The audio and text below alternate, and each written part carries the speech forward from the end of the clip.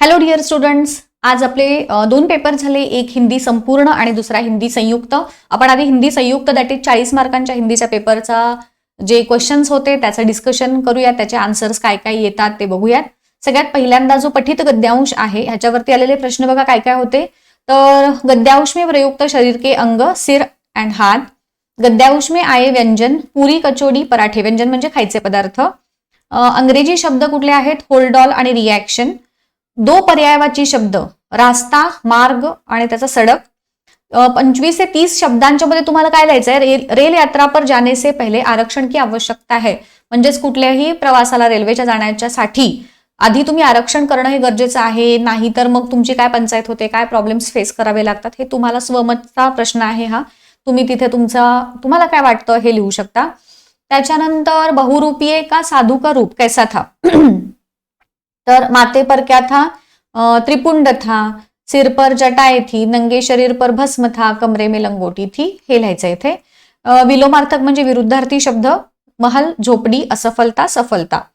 वचन बदल कर लिखिए. डेरा, डेरे, लंगोटी, लंगोटिया. हमें अपने व्यवसाय के प्रति ईमानदार होना चाहिए. म्हणजेच व्यवसाय करताना इमानदारीनं केला पाहिजे. ह्याच्याबद्दल तुमचं काय मत आहे हे अगेन तिथं लिहायचं आहे. पठित गद्यांशावरती काय आहे बघा. तर बादलों के बरसने से आए परिवर्तन. काय काय दिलेलं आहे बघा इथे. वादळ बरसल्यानंतर म्हणजे ही प्रोसेस झाल्यानंतर चारों ओर हरियाली छा गई. त्याच्यानंतर बाग बगीचे ताल तलैया मुस्कुराए. वृक्ष मस्ती में झूमने लगे आणि मस्त पवन चलने लगी. असे हे तुम्ही कुठलेही 4 बदल इथं लिहू शकता.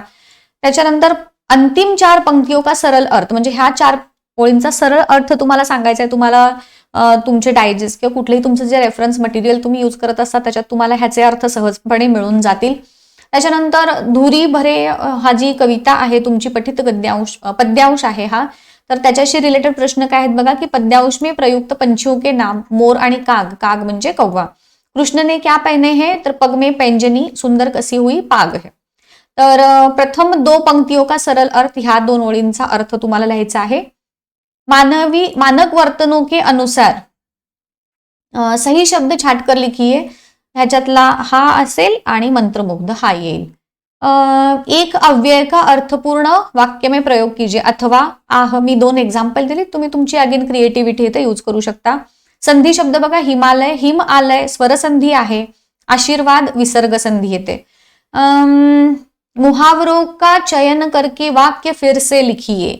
अंक में भरना पिंड छुडाना ह्यातला नेमका गले लगायाचा अर्थ काय येतो रे? तर अंक में भर लिया. मग आता इथं काय करायचंय? भवन की तत्कालीन स्वामिनीने मुझे हा वर्ड्स म्हणजे त्याचा जे मिनिंग ऍक्च्युअल आहे जे ते सांगणार. आता अंक में भरणा असं तर नाही म्हणणार आपण. मग आपण काय लिहिणार? गले लगायाच्या ऐवजी भवन की तत्कालीन स्वामिनीने मुझे अंक में भर लिया असं. किंवा निम्नलिखित मुहावरे का अर्थ लिखकर उचित वाक्य में प्रयोग कीजिए. काय दिलंय? मौत के मुंह में चले जाना. म्हणजेच ह्याचा अर्थ मी सांगते, तुम्ही अगेन वाक्यात प्रयोग तुमच्या क्रिएटिव्हिटीनुसार करा. ऐसा काम करना जिसमें जान जाने का खतरा हो. ज्याला म्हणायचं मौत के मुंह में चले जाना. त्याच्यानंतर निम्नलिखित वाक्य का कालभेद काय आहे? कहाँ तक चल रहे हैं. तर तो काय आहे? तुमचा अपूर्ण वर्तमान काळ आहे. त्यानंतर वाक्यों में से किसी एक वाक्य का सूचना के अनुसार काल परिवर्तन करायचं आहे. वे मेरे पास के कमरे में बैठे हे वाक्य दिलंय. त्याला सामान्य भविष्यकाळी वाक्यामध्ये कन्व्हर्ट करायचं. मग काय होणार की वे मेरे पास के कमरे में बैठेंगे. मुझे अभिवादन का ध्यान आया. पूर्ण भूतकाळ, भूतकाळातली घटना पूर्ण झालेली आहे. मुझे अभिवादन का ध्यान आया था. त्याच्यानंतर वाक्य भेद तथा वाक्य परिवर्तन बघा. आता इथं काय दिलेलं आहे? वाक्य ओळखायचंय आपल्याला. आधार पर भेद पहचान कर लिखिए. वह आदमी पागल नहीं हो सकता. सरळ वाक्य आहे. आणि वाक्याचा अर्थ सांगायचा आहे तुम्हाला की इसका हमने तुम्हें न्योता दिया था. तर त्याच्यात काय करायचं आहे? प्रश्नार्थक वाक्य तयार करायचं आहे की क्या हमने तुम्हें इसका न्योता दिया था. हा त्याचा प्रश्नार्थक वाक्य झालं. त्यानंतर पत्रलेखन आणि हे जे आहे ते आपण मराठीमध्ये जसं डिस्कस केलेलं होतं त्याच पद्धतीचं तुमचं हिंदीमध्ये बाकी नियम काही बदलत नाहीत. शीर्षक असतं. तुम्हाला मी हे सगळं इंग्लिश मराठीचे पेपर जेव्हा आपले डिस्कस झालेले आहेत त्याच्यामध्ये ह्याच्याशी रिलेटेड सगळी तुम्हाला मी सांगितलेली होतीच माहिती की कसं लिहायचं असतं, काय लिहायचं असतं. आता इथं वेगळा थोडा प्रश्न निर्मिती आहे बघा. इथं काय करायचे, 4 मार्कांसाठी हा प्रश्न निर्मिती करायचे, म्हणजेच ह्या दिलेल्या पॅरेग्राफ वरून तुम्ही कुठलेही 4 प्रश्न तयार करायचे अलॉंग विथ आन्सर. 4 मार्क आहेत ना, सो 4 प्रश्न. फॉर एक्झाम्पल आता आपण इथं काय म्हणूयात बघा. रमण का एक साथी छात्र ध्वनी के संबंध में कुछ प्रयोग कर रहा था.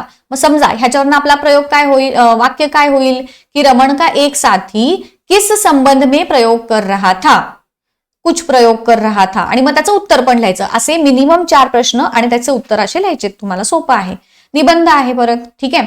So this was all about today's paper. सोपा आहे, एकदा बघून घ्या, चेक करून घ्या. चुकलं असलं तरी आता काळजी करू नका. अगेन पुढच्या पेपरच्या अभ्यासाला आपल्याला लागायचं आहे. All the best. Thank you so much.